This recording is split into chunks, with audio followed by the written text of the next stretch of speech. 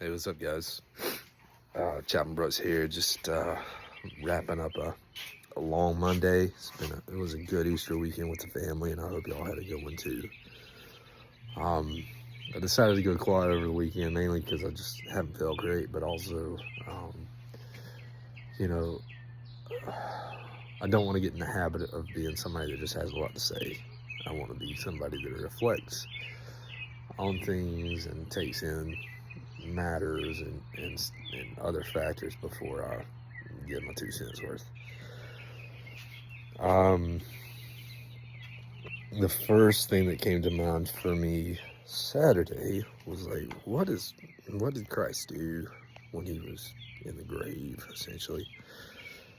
Um, Ironically, we're not left without answers. We have this thing called the Apostles' Creed. I think I mentioned it a few days ago, but it's just essentially a statement of like faith beliefs for like early Christians, and one of the things that is listed in there is how Christ descended into hell, and but why did he go there? I can't help but think that the only reason he would have needed to go there would be to undo it, and maybe someday we'll talk about hell and all that stuff, but that's a victory. It's a victory over death. You hear that a lot around the Easter holidays. Christ achieved victory over death, and so that's something to be able to rest your head on. It's a good feeling to know that death and evil and pain may have its hour, but God has his day, and we can rest well knowing that. And essentially, to be God means to win, right? And so Jesus then became Christ after he resurrected from the dead, having overcome both eternal death and physical death, and we all get to participate in that, and that's such a great gift. Easter, it's normally we just kind of reserve our thoughts about Easter to Easter Sunday, but really the most important thing we can ask ourselves after the Easter holiday is, what now? What do we do now? I think the two most important things that we can do are to remind people of the life that they get to take part in, and also the opportunity that we have to undo the evil and the pain in the world around us. So while we share Christ's message, we also get to participate in that. And today we lost Pope Francis. I don't know exactly when it was that he died, but within the last 24 hours he passed away. He reminded people really early on, whenever he became Pope, that you pray for the hungry and then you feed them, and that's how prayer works. So you pray that they receive the assurance that God is with them, and then you make God's presence known in them through your the way you use your hands and your feet.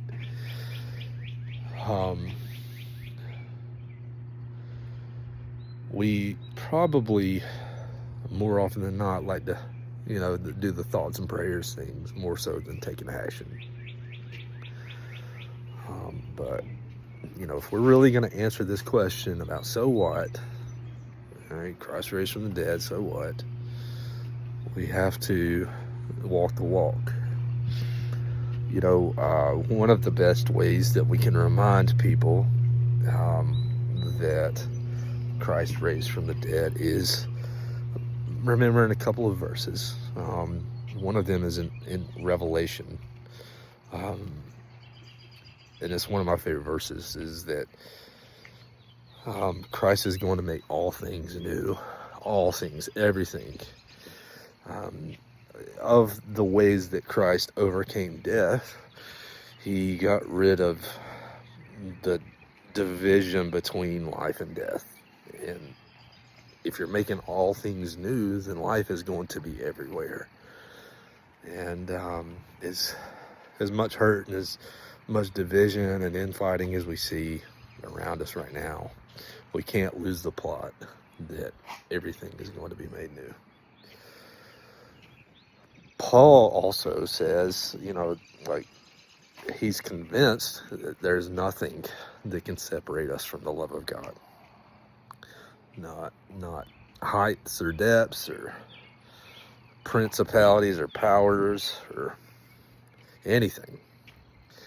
There's nothing that can get between us and God's love. And so it's easy for those of us that have believed for a long time to hear that and feel that and sense that, but that isn't the case for everyone.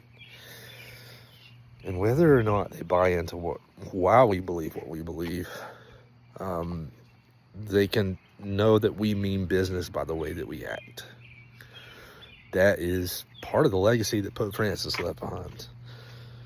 Agree or disagree with some of the stuff and that he stood for, doesn't matter. At the end of the day, I think that everybody can look at his legacy and know that he cared for people so deeply, that he started at the bottom and he kept the people at the bottom in his crosshairs the entire time he was Pope. So we have inspiration from above in Christ's sacrifice and ultimate resurrection, having defeated death. And we have inspiration here on the ground by people that have shown what it means to walk the walk and pray and then feed, right? Pray and then heal, pray and then give water, pray and then give shelter, right? We don't have to pick one. We don't have to pick one. And I think that one of the most sinister sins out there is this conviction that we can't have all the good all the time, because we can.